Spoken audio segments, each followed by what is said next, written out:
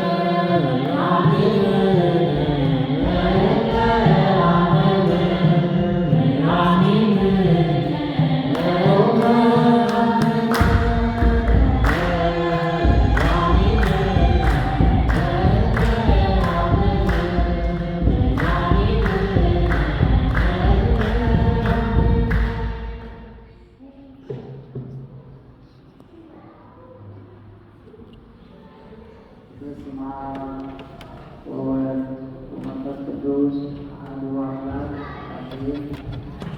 በክርስቶስ ክርስቲያን በወልድ ውሉድ መንፈስ መንፈሳዊ ናችሁ። የእግዚአብሔር ልጆች እመቤታችን ድንግል ማርያም አስራት ልጆች እንደምን አደራችሁ? እንደምን አደራችሁ? ምስጋና የባሕርዩ ገንዘቡ የሆነ አምላካችን መድኃኒታችን ኢየሱስ ክርስቶስ በምሕረቱ በቸርነቱ ጠብቆ በዚህ ያደረሰ እግዚአብሔር አምላካችን ስሙ የተመሰገነ ይሁን። እንኳን ለ2018 ዓመተ ምህረት ለብርሃነ መስቀሉ የደመራ በዓል በሰላምና በጤና አደረሳችሁ አደረሰን። ብላችሁ አመስግኑ። ለብርሃነ መስቀሉ እንኳን አደረሳችሁ። ለዚህ ከዘመን መስቀሉ ደህንነታችን የጥርግርግታ የበራረሰ ነፃነታችን ነው። መስቀሉ ነፃነታችንን ያለው ምሽት ነፃነታችን ስለዚህ የመስቀል አምላካችን ላይ እሱ በመስቀል ስጋው ወርሳሱ ለእኛ ሕይወት የሆነ ሰጥቶናል ማለት ነው። ለዚህ ነው ሥጋዬን በሚጠጡ የዘላለም ሕይወት ታገኛላችሁ ሲል ክርስቶስ በመስቀል ላይ ስለተሰቀለ ነው ማለት ነው። ስለዚህ ዛሬ እኛ የምናከብረው የመስቀል በዓል ለእኛ ለኦርቶዶክሳውያን ሰላማችን ነው፣ ነፃነታችን ነው። አይሁድ ይፈሩታል፣ አይሁድ ይክዱታል፣ እኛ ግን እናምነዋለን። ያመንነው እኛ ክርስቲያኖች በመስቀሉ ምን ሆነናል? ድነናል ማለት ነው እና ያዳነን አምላካችን እግዚአብሔር ስሙ የተመሰገነ ይሁን። ስለዚህ ጥልን በመስቀሉ ገደለ፣ ጥልን በመስቀሉ ገደለ። እንግዲህ የጥላባ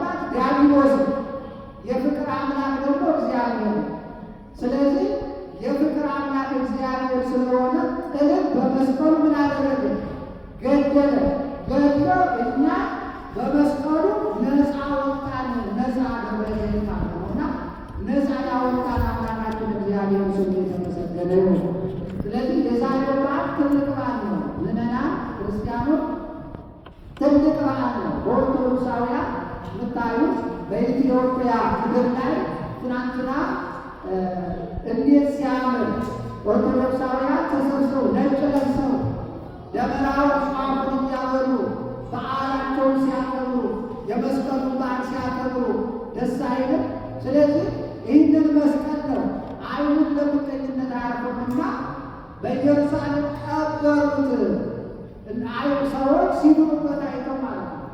እኛ ስንድንበት አይተው አይሁድ ለምቀኝነት ቀበሩት እና ለብዙ ዓመት ያህል ቆሻሻ ሲደፋበት ከቆየ በኋላ በቅድስት እሌኒ አማካኝነት ቅድስት እሌኒ የጌታ የኢየሱስ ክርስቶስን መስቀል ከተቆፈረበት ከተደበቀበት አይሁድ ከደበቁበት ለማውጣት አይሁድ ቢደብቁት የክርስቶስን መስቀል ማንም ሊያስቀረው አይችልም። ለምን?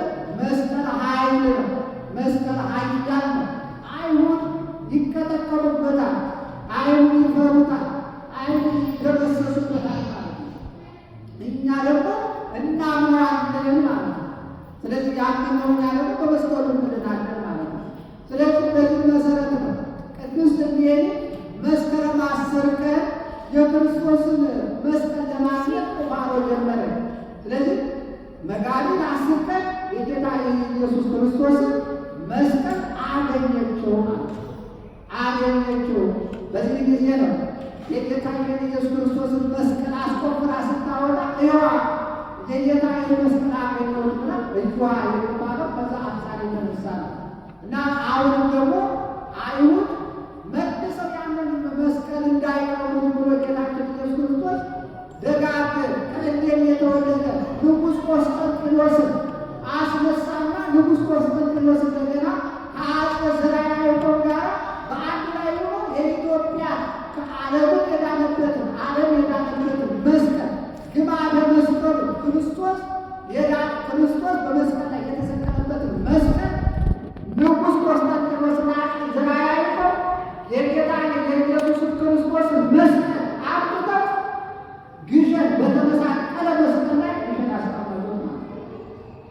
ግሸን ላይ ስለዚህ የጌታ የኢየሱስ ክርስቶስን መስቀል ለማስቀመጥ ወደ ኢትዮጵያ ኢየሩሳሌም ወደ ኢትዮጵያ ይዘው ሲመጡ በመጀመሪያ በዚያ በአዲስ አበባ አካባቢ ጋራው የሚባል መድኃኔዓለም ቤተክርስቲያን አለ።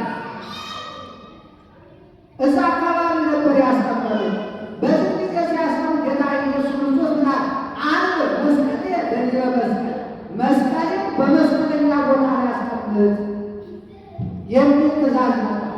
አሁን ያን መስቀል ይዘው ተነስተው እንደገና እንደ ንጉሥ ቆስጠንጢኖስና ዘርዓ ተነስተው ወደ ደብረ ብርሃን ይሄዱ።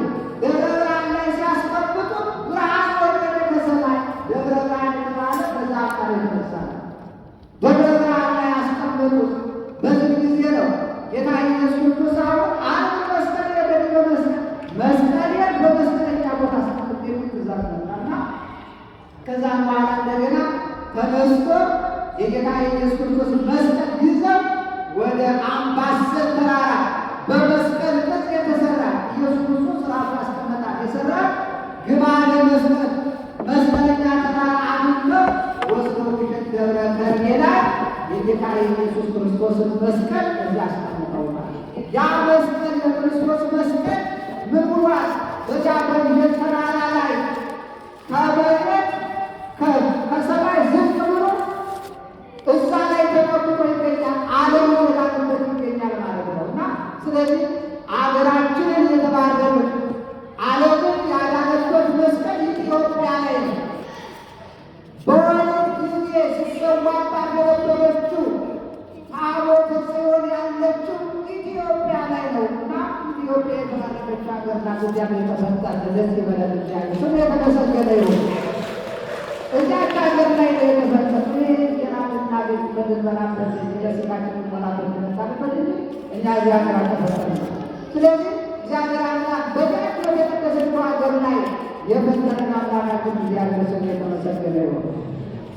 ስለዚህ መስቀል ዛሬ ትልቅ በዓል ነው። ቤተክርስቲያን የምናከብረው በዓል ነውና በዚህ ለማስቀደስ የመጣችሁ ምዕመናን እግዚአብሔር አምላክ በረከቱን ያድልልን፣ ይባርክልን፣ ከዛሬ ዓመት በሰላም ያድርሰን። በጸሎት እንነሳ።